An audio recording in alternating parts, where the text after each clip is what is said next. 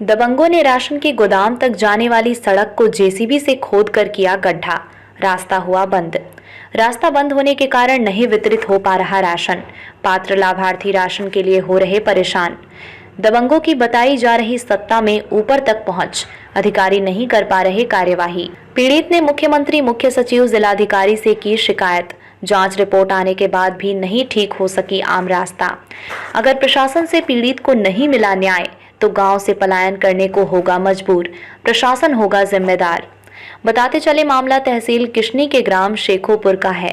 इस गांव में शासन द्वारा राशन की दुकान तक सीसी सड़क बनाई जा रही थी, जिसे दबंगों ने बीच में ही जेसीबी से गड्ढा खोदकर अवरुद्ध कर दिया है।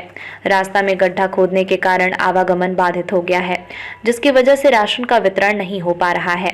पात्र लाभार्थी राशन के लिए भटक रहे हैं, जिसकी शिकायत उप जिला अधिकारी से की गई। उन्होंने जांच के बाद भी कोई कार्यवाही नहीं की गई है, जिसकी वजह से दबंगों के हौसले बुलंद हैं।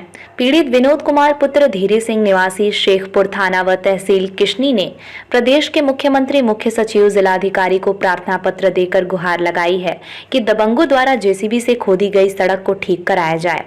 सरकारी संपत्ति को क्षत पहुंचाने के आरोप में दबंगों के खिलाफ कड़ी कार्यवाही की जाए। पीड़ित विनोद कुमार दबंगों की दबंगई से परेशान होकर अब गाँव से पलायन करने का मन बना रहा है।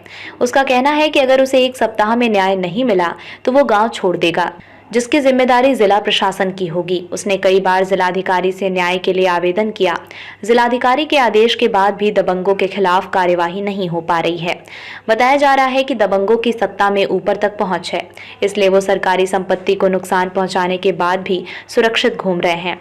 शेखोपुर के निवासी दबंग रमेश चंद्र यादव, रक्षपाल यादव, संदीप यादव, दिलीप यादव पुत्र गण मुरारी लाल यादव, अंशुल यादव पुत्र रमेश चंद्र यादव के विरुद्ध थाना किशनी में सरकारी कार्य में बाधा डालने की धाराओं में 21 मार्च को एक मुकदमा भी दर्ज किया गया, परंतु पुलिस ने अभी तक एक भी आरोपी को गिरफ्तार नहीं किया है।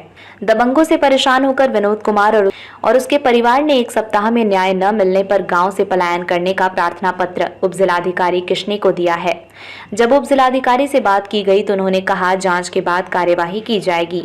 अब देखना ये होगा कि पीड़ित विनोद कुमार को न्याय मिलता है या वो गाँव से पलायन करता है। ये उप जिलाधिकारी की कार्यवाही के बाद ही पता चल सकेगा। पीड़ित ने क्या कहा, देखिए पूरी रिपोर्ट। क्या नाम है आपका? शेखपुर रहते। क्या समस्या आपकी? अब जो आपके यहाँ जहाँ आप राशन बांटते हैं वहाँ जाने की रास्ता कैसे ब्लॉक हो गई?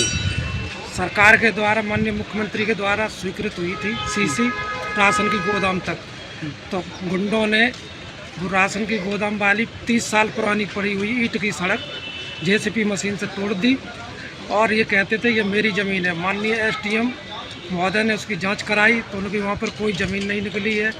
गुंडाओं के सामने उच्च अधिकारी बिल्कुल मौन बैठे हुए हैं, कोई कार्रवाई नहीं कर रहे हैं। घर में आने जाने के लिए कोई रास्ता नहीं है। आपने मुख्यमंत्री शिकायत की, मुख्य सचिव शिकायत की, कुछ रिस्पांस मिला? कोई रिस्पांस नहीं मिला। मुख्यमंत्री, प्रमुख सचिव से शिकायत करी, डीएम साहब से करी, कप्तान साहब से करी है, कोई भी अधिकारी बोलने को तैयार नहीं है। ये कह रहे हैं आप अपना घर छोड़ जाइए, दूसरी जगह रहने लगो जाके। आपने क्या निर्णय लिया? अब मैंने ये निर्णय लिया 5 दिन में अगर मेरे साथ न्याय नहीं होता है तो मैं अपना घर छोड़ जाऊंगा, क्योंकि कोई रास्ता नहीं है वहाँ घर पे आने जाने के लिए। गेहूं की कटाई चल रही है, गेहूं और भूसा मेरा खेत में ही सड़ जाएगा, क्योंकि घर पर नहीं पहुँच पाएगा, रास्ता ही नहीं है। अच्छा, घर छोड़ के कहाँ जाओगे फिर? जो है क्या मुख्यमंत्री वगैरह से पूरा परिवार लेके जाओगे, शिकायत करोगे जाके?